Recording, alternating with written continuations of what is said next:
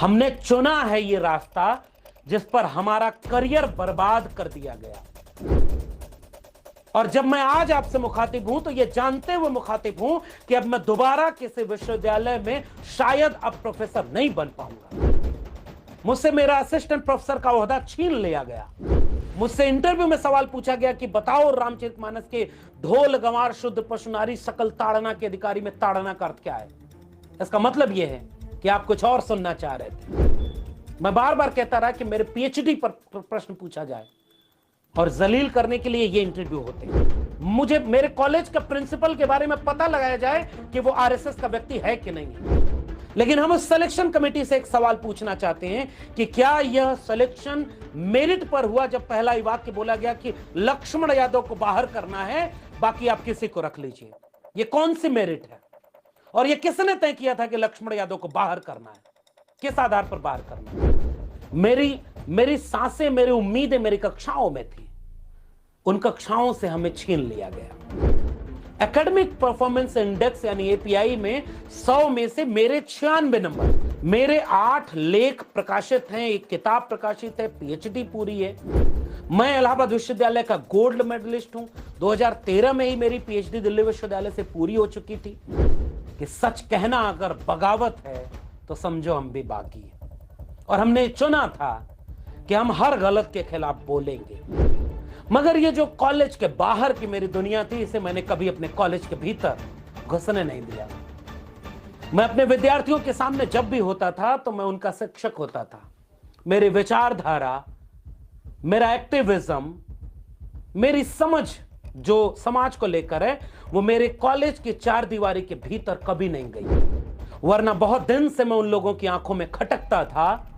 मैं जानता था कि मेरी कक्षाओं में बैठे कुछ विद्यार्थी किन्हीं के इशारे पर मेरे लेक्चर को रिकॉर्ड करते हैं।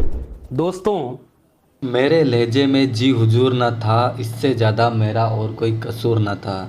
जी हाँ, मैं बात कर रहा हूँ जाकिर हुसैन, दिल्ली विश्वविद्यालय में पढ़ाने वाले assistant professor doctor Lakshman Yadav की, जिनको 6 दिसंबर को बेरोजगार कर दिया गया।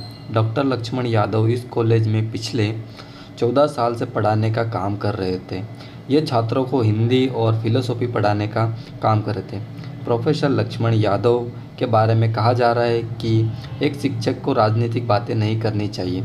अगर एक शिक्षक समाज को बदलने की बात नहीं कह सकता तो कौन कहेगा। क्या आप भाजपा के समर्थन प्रोफेसर नहीं हैं? क्या वे तमाम प्रोफेसर आरएसएस और भाजपा का समर्थन नहीं करते? फिर लक्ष्मण यादव पर ही कार्रवाई क्यों? मैं आपको बता देता हूं कि अगर आप किसी भी जगह, प्राइवेट जगह पर काम कर रहे हैं तो आप राजनीति भी कर सकते हैं, समाज सेवा भी कर सकते हैं, और आप एक कहीं पे भी पढ़ाने के एक शिक्षक के तौर पर आप एक, और कहीं भी आप कैसा भी काम कर रहे हैं तो आप उसके तौर पर आप एक देश के नागरिक हो। आप अपने समाज के लिए जो करना चाहे वो कर सकते हैं। डॉक्टर भीमराव अंबेडकर ने भी बहुत कुछ किया अपने समाज के लिए। वो अपना काम करने के साथ साथ वो दूसरा भी समाज सेवा भी करते थे, और आज समाज उनकी वजह से कहाँ है। असिस्टेंट प्रोफेसर लक्ष्मण यादव के सपोर्ट में बहुत सारे स्टूडेंट उनके साथ में हैं।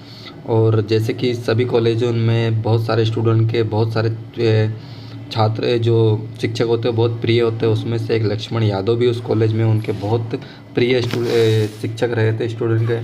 और इतिहास आप और उनका स्टूडेंटों का कहना है, इतिहास आपको याद करेगा साहब, आपकी किताब ठेके पर प्रोफेसर का इंतज़ार करेगा।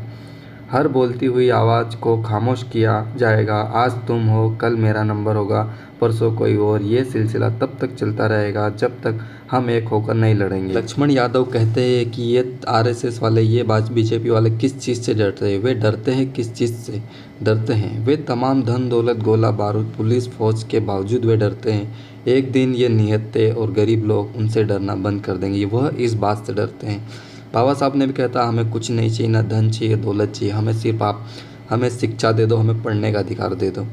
वही चीज़ हमें चाहिए और वही हमसे आज भी छीनी जा रही है। एक कहावत है ना कि तरक्की की फसल हम भी काट लेते, अगर थोड़े से तलवे हम भी चाट लेते। अब आप सोच सकते हैं, लक्ष्मण यादव इलाहाबाद विश्वविद्यालय के गोल्ड मेडलिस्ट रहे, जिनके इंटरव्यू में अभी हुआ था, उनका सिलेक्शन कमेटी ने उनके पास बिठाया, उनको इंटरव्यू में उनके 900 में से 96 नंबर आए, जो भी उनके 2 से 4 नंबर के थे उसके तौर पर, और वो बहुत ही 14 साल से उस कॉलेज में पढ़ा रहे थे, उनके नंबर उनको मिलने चाहिए थे, उनके गोल्ड मेडलिस्ट होने पर उनके नंबर मिलने चाहिए थे, तो वो सबसे आगे थे। किसी भी तरह से उनके साथ बहुत ही अन्याय हुआ है। अगर आप उनके साथ हो तो कमेंट में उनके साथ में क्या आप उसके बारे में क्या सोचते हैं तो कमेंट में ज़रूर बताएं। जय भीम, नमो बुद्धाय। लक्ष्मण यादव को न्याय मिलेगा।